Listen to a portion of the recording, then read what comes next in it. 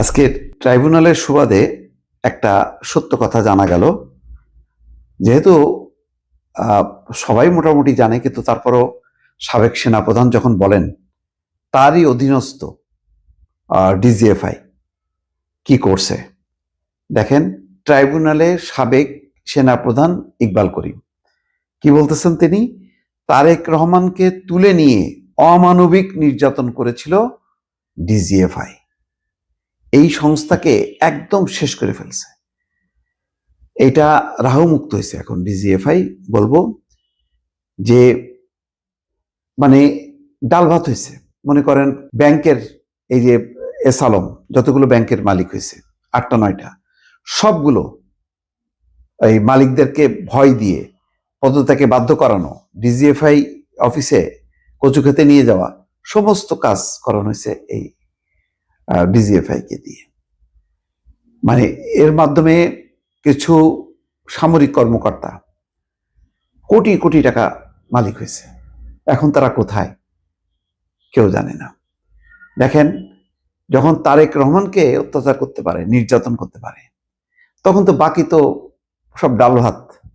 এবং 111-এর সময় 111 যে সরকার, মনিউদ্দিন ফখরুদ্দিন সরকার, ওই যে তারা নির্যাতন নিপীড়ন করলো, ওইটা এরপরই তো 2008-এর নির্বাচনে আওয়ামী লীগ ক্ষমতায় আসলো, এসে এটা বন্ধ করার বদলে ওইটাকেই সে চালু রাখলো, ওটাকেই ব্যবহার করলো। তার মানে সেই 7-8 থেকে এই যে ডিজিএফআই কে দিয়ে অত্যাচার নির্যাতন করানো, এই যে ধারাটা, এই ধারাটা আরো বেগবান হলো এবং একটা রাজনৈতিক পৃষ্ঠপোষকতা পাইল শেখ হাসিনার সময়।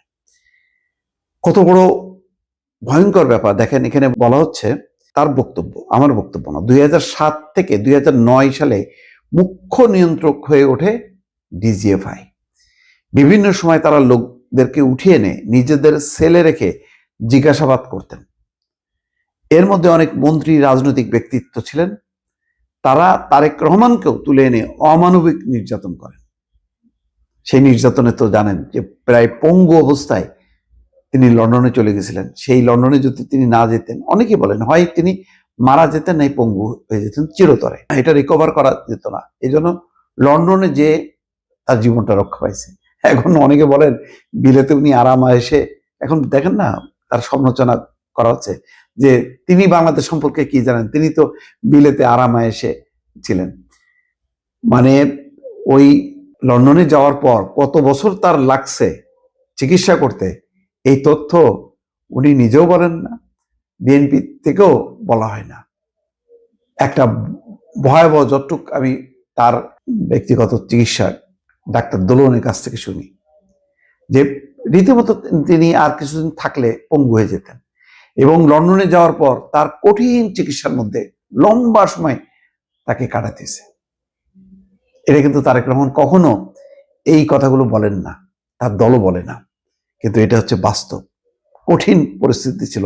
ইকবাল করিম ভূঁইয়ার মুখ দিয়ে তো শুনলেন যে অমানবিক নির্যাতন করা ছিল। সেই নির্যাতন প্রকৃতি কি হইতে পারে, যারা নির্যাতিত হয়েছে ডিজিএফআই এর হাতে তারা জানে। ট্রাইব্যুনাল 1-এর চেয়ারম্যান বিচারপতি মোহাম্মদ গোলাম মজুমদারের নেতৃত্বে 2 সদস্যের বিচারিক প্যানেল তার সাক্ষ্য গ্রহণ করেন। জবানবন্দিতে ইকবাল করিম বলছেন, বেসামরিক ব্যক্তিদের উঠিয়ে এনে ডিজিএফআই এর সেলে রাখা অভ্যাসে পরিণত হয়েছিল। বস্তুত যে কোনো ব্যক্তিকে উঠিয়ে এনে যা কিছু করা যায় ভেবে এমন মনস্তাত্ত্বিক বাধা দূর হয়ে যায় তাদের, অর্থাৎ যা ইচ্ছা তাই করা যায় ভাবতে শুরু করেন তারা। মানে এটা ডাল ভাত হয়ে গেছে এবং এটা চলছেই। এ সময় সেনাবাহিনীর পরিচালিত অপারেশন ক্লিন হার্টের প্রসঙ্গ তুলে ধরেন তিনি। জবানবন্দিতে সেনাপ্রধান বলেন, 2003 সালে র্যাব গঠনের আগে অপারেশন ক্লিন হার্টে অনেক হত্যাকাণ্ড ঘটেছে। ওই সময় জিজ্ঞাসাবাদে হার্ট অ্যাটাক করে মারা গেছে 12 জন। হিউম্যান রাইটস ওয়াচের তারা বলছে 60 জনের মতো মারা গেছে, কিন্তু পরবর্তীতে জড়িতদের দায় মুক্তি দেওয়া হয়। এই দায় মুক্তি ছিল লাইসেন্স টু কিল, অর্থাৎ হত্যা করার লাইসেন্স পাওয়া। এই হচ্ছে একটা দুঃসময়। ব্যাপারটা হলো যে ধরেন মনিউদ্দিন ফখরুদ্দিন সরকার তো এটা মানে মোট কথা সেনা শাসিত একটা সরকার, তো সেই আমলে অত্যাচার নির্যাতনটা নাই মানলাম, কিন্তু তারপরে বেসামরিক শেখ হাসিনা গণতন্ত্রের নাকি মানুষ কন্যা, সেই মানুষ কন্যার যখন ক্ষমতায় আসলো তখন ডিজিএফআই কে অন্যান্য সমস্ত সংস্থাগুলোকে কিভাবে ব্যবহার করা হয়েছে একবার চিন্তা করেন।